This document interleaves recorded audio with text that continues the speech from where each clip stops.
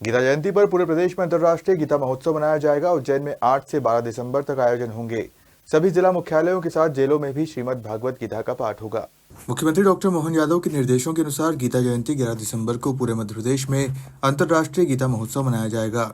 उज्जैन में महोत्सव 8 से 12 दिसंबर तक कालिदास संस्कृत अकादमी परिसर में आयोजित होगा, जबकि महोत्सव का मुख्य समारोह राजधानी भोपाल में 11 दिसंबर को मोतीलाल नेहरू स्टेडियम में मनाया जा रहा है। इंदौर के लता मंगेशकर सभागार पुराना राजेंद्र नगर में सांस्कृतिक संध्या आयोजित होगी। महाराजा विक्रमादित्य शोधपीठ मध्य प्रदेश शासन संस्कृति विभाग द्वारा आयोजित इस गीता अंतर्राष्ट्रीय गीता महोत्सव में ख्यात गीतकार मनोज मुंतशिर शुक्ला, मोटिवेशनल स्पीकर विवेक बिंद्रा, गायिका स्वस्ति मेहुल, साधो बैंड सहित कई वैष्णव परंपरा आधारित सांस्कृतिक नाट्य दलों द्वारा प्रस्तुति दी जाएगी। अंतर्राष्ट्रीय गीता महोत्सव के उपलक्ष्य में आ रहे हैं हम सभी मध्य प्रदेश। कृष्णम वंदे जगत गुरु। विश्व के महानतम गुरु हमारे पास हैं और हमने जाने अनजाने गुरु की जगह गूगल को दे दी है। 21वीं सदी में सुख, शांति और सफलता के सारे सूत्र भगवान कृष्ण और भगवत गीता से जाके जुड़ते हैं। कैसे, मैं बताऊंगा। नमस्कार, मैं हूं मनोज मुंतशिर शुक्ला और 8 दिसंबर को मैं आ रहा हूं योगेश्वर श्री कृष्ण की ज्ञान भूमि उज्जैन आपके लिए एक शानदार उत्सव लेकर, जिसका नाम है नारायण मिल जाएगा विद मनोज मुंतशिर शुक्ला। गीता महोत्सव के अवसर पर आयोजित इस कार्यक्रम में 8 दिसंबर को शाम 6:30 बजे कालिदास परिसर उज्जैन में मुझे आपकी प्रतीक्षा रहेगी। आइएगा जरूर। जय श्री कृष्ण। जय श्री कृष्ण। नमस्कार एवरीवन, मैं हूं कुमार शर्मा। हम आ रहे हैं उज्जैन में अंतर्राष्ट्रीय गीता महोत्सव के लिए। भगवान श्री कृष्ण हमारे देश के मनोबल के हिमालय हैं। उन्होंने हमेशा हमें गोवर्धन पर्वत की तरह अपने कर्म धर्म पर अडिग रहने की प्रेरणा दी है। मध्य प्रदेश सरकार की जो ये अनूठी पहल है, जिसमें उन्होंने श्री कृष्ण के संदेशों और उनके द्वारा दी गई श्रीमद् भगवत गीता के द्वारा समाज के सुधार का जो कल्याणकारी कार्य करने की अनूठी पहल की है, ये अद्वितीय है। तो मैं चाहूंगा कि आप सब भी आए और हम सभी भगवान कृष्ण के दिए गए संदेशों को पुनर्स्मरण करें। हम सौभाग्यशाली महसूस कर रहे हैं कि हम इस अनूठे प्रयास में थोड़ा सा योगदान दे पा रहे हैं। हम बहुत बहुत धन्यवाद करते हैं मध्य प्रदेश सरकार का कि उन्होंने हमें आमंत्रित किया है कि हम इस अनूठे प्रयास में छोटे से सहभागी बन पाए। सो आप सब भी आइए और इसका हिस्सा जरूर बनिए। हम आप सब से मिलेंगे और भगवान कृष्ण के दिए गए संदेशों को पुनर्स्मरण करेंगे 10 दिसंबर को अंतर्राष्ट्रीय गीता महोत्सव उज्जैन में। धन्यवाद, नमस्कार, जय श्री कृष्ण। आप सभी को मेरा प्यार भरा नमस्कार। भगवान श्री कृष्ण भारतवर्ष के मनोबल के हिमालय हैं। उन्होंने गोवर्धन पर्वत की तरह देश की प्रज्ञा, मानस और कर्मशीलता को अलौकित कर रखा है। मध्य प्रदेश सरकार ने योगेश्वर श्री कृष्ण और उनके द्वारा श्रीमद् भगवत गीता के माध्यम से विरासत से विकास, कर्म कुशलता और कल्याणकारी समाज की रचना की सार्थक पहल की है। हमारा सौभाग्य है कि साधारण गोपालक से जगत गुरु श्री कृष्ण बनने की धरती उज्जैन में अंतर्राष्ट्रीय गीता महोत्सव की अनुकरणीय गतिविधि में हम भी सहभागी हो पा रहे हैं। आइए आप भी भगवान श्री कृष्ण के अमृतमयी संदेशों को स्मरण कर अपने जीवन में और अपने व्यवहार में भी उनकी सीख लाने का प्रयास करें। जय हिंद। श्यामान बसो वृंदावन में, मेरी उम्र बीत गई गोकुल में। जय श्री कृष्णा सभी को। मैं हूँ स्वस्ति मेहुल और आ रही हूँ आपके शहर इंदौर में 11 दिसंबर को लता मंगेशकर ऑडिटोरियम में अंतर्राष्ट्रीय गीता महोत्सव के उपलक्ष्य में। आइए हम सब प्रभु श्री कृष्ण के अंतर्मयी संदेश, गीत और भावों से अपने जीवन को सुसज्जित करें। और मैं बहुत उत्साहित हूँ आप सभी लोगों से मिलने के लिए और राधा कृष्ण के गीतों को आप सभी लोगों के साथ गाने के लिए। So can't wait to see you all. मिलते हैं 11 दिसंबर को। राधे राधे।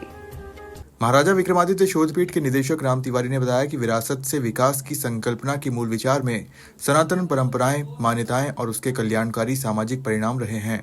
यही वजह है कि अब गीता जयंती के अवसर पर संपूर्ण मध्य प्रदेश में अंतर्राष्ट्रीय गीता महोत्सव का आयोजन होने जा रहा है। प्रकार से मनाने जा रहा है, वो किस प्रकार का भव्य आयोजन ये पहली बार हो रहा है? देखिए, एक तो गीता महोत्सव जो है ये लगभग पहली बार इतने व्यापक पैमाने पर मध्य प्रदेश में मनाया जा रहा है, जिसमें प्रदेश के सारे जिले, सारी जिला कारागार ये तो सहभागी होंगे ही। इसके साथ साथ गीता पाठ का, सस्वर पाठ का विश्व रिकॉर्ड बनाने का प्रयास भी हमारे द्वारा किया जा रहा है। तो जैसे उज्जैन में ही 5108 की संख्या के करीब यहाँ पर गीता का पाठ श्रद्धालुजन करेंगे और लगभग 7000 और इससे अधिक संख्या के जो श्रद्धालु हैं वो लाल परेड ग्राउंड भोपाल में गीता का पाठ सस्वर करेंगे। और बल्कि संभव है कि वहाँ पर श्रद्धालुओं की संख्या और ज़्यादा बढ़ जाए, लेकिन बढ़ने पर ही वो पता चलेगा कितने हो गए। और इसका वर्ल्ड रिकॉर्ड जो है गीता पाठ का वो छोटा सा है, 1350 के आसपास है, 1350 के आसपास उनका किया है। तो ऐसे भी हम उनका जो सो कॉल्ड वर्ल्ड रिकॉर्ड है उसको हम काफ़ी पीछे ऐसे ही छोड़ चुके हैं और संकल्प में अब क्या परिणाम आते हैं वो बता सकेंगे। इसके अलावा जो उज्जैन में करीब 5 दिवसीय गतिविधियां होने जा रही हैं, जिसमें गीता पाठ भी होगा, चित्रों की प्रदर्शनी भी होगी गाय और गोपाल और श्रीमद् भागवत पुराण को लेकर। तो लगभग 350 चित्र हैं जिनका प्रदर्शन होगा और लगभग पहली बारी होने जा रहा है। गीता श्रीमद् भागवत पुराण को लेकर तो ये अपनी तरह की पहली ही प्रदर्शनी है जो देश और दुनिया में पहली बार होने जा रही है। और गाय और गोपाल हम चूँकि भोपाल में कर चुके हैं गोवर्धन पूजा के दिन, तो ये हम दूसरी बार इसको व्यापक पैमाने पर करने जा रहे हैं। इसके अलावा जो सांस्कृतिक गतिविधियाँ जो हैं वो होने जा रही हैं। तो जैसे स्वस्ति मेहुल है, उनका कार्यक्रम इंदौर में होगा।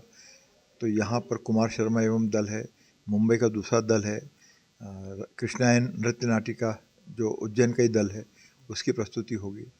और 2 मोटिवेशनल स्पीच जो है, प्रबोधन जो है, वो एक तो मनोज मुंतशिर शुक्ला का होना है, 8 तारीख को कल होने वाला है। और इसके अलावा विवेक बिंद्रा जो इस्कॉन मंदिर से भी जुड़े हुए हैं और ऐसे भी उनका प्रबोधन जो है वो लोक विख्यात है, देश और दुनिया में वो उनका नाम है। तो इन दोनों विद्वज्जनों के प्रबोधन उज्जैन में होंगे। इससे हटके लगभग 8 किताबों का लोकार्पण होने जा रहा है, जिसमें से 5 पुस्तकों का संबंध तो सीधे गीता से है। हम जानते हैं कि सामान्यतः कि श्रीमद् भगवद गीता जो भगवान श्री कृष्ण ने लिखी है या प्रवर्तित की है वो तो है ही। इसके अलावा अभी तक जो मेरे पास संग्रह में है लगभग 39 गीताएँ और हैं। उसमें अष्टावक्र गीता भी है, यम गीता है, गणेश गीता है, शिव गीता है, दुर्गा गीता है, श्री राम गीता है। तो ये सारी गीताएँ जो हैं इसका भी हम प्रकाशन आरंभ करने जा रहे हैं। तो प्रथम चरण में 5 गीताएँ, यम गीता, राम गीता, विष्णु गीता, देवी गीता आदि जो है हम इसको छापने प्रकाशित करेंगे। इससे हटकर भारतीय कालगणना की जो परंपरा है, समय का भारतीयकरण और भारतीय ज्ञान परंपरा पर केंद्रित जो पुस्तकें हैं ये भी हम लोकार्पित करने जा रहे हैं। और श्री कृष्ण को लेकर उज्जैन के ही लेखक हैं, उन्होंने श्री कृष्ण को लेकर पुस्तक तैयार की है, उसका लोकार्पण भी यहाँ पर संभव होगा।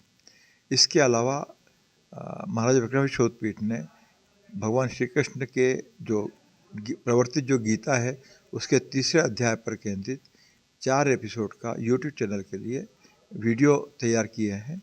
उसका लोकार्पण भी माननीय मुख्यमंत्री से हम अनुरोध करेंगे, उसके बारे में भी। इसके अलावा जो स्कूली बच्चे हैं जिनको पुरस्कार मिले हैं प्रतियोगिता के, गीता ज्ञान प्रतियोगिता के, तो उनके पुरस्कारों का वितरण भी माननीय मुख्यमंत्री के हाथों से होगा। इसके हटकर जिससे गतिविधि की बात हुई, फिर ये जो गीता भवन बनाने का भी संकल्प माननीय मुख्यमंत्री का है। तो जल्द ही जो है ये गीता भवन प्रदेश में अलग अलग स्थानों पर आकार लेने लगेंगे। इन गीता भवनों में एक तो बहुत अच्छी लाइब्रेरी का विचार है जो प्राचीन भारतीय वाङ्मय पर केंद्रित मुख्य रूप से होगी। दूसरी किताबें भी होंगी लेकिन ये किताबें तो होंगी ही, क्योंकि जो वो किताबें जो सामान्यतः लोगों को देखने को नहीं मिलती तो वो वहाँ उपलब्ध रहेंगी।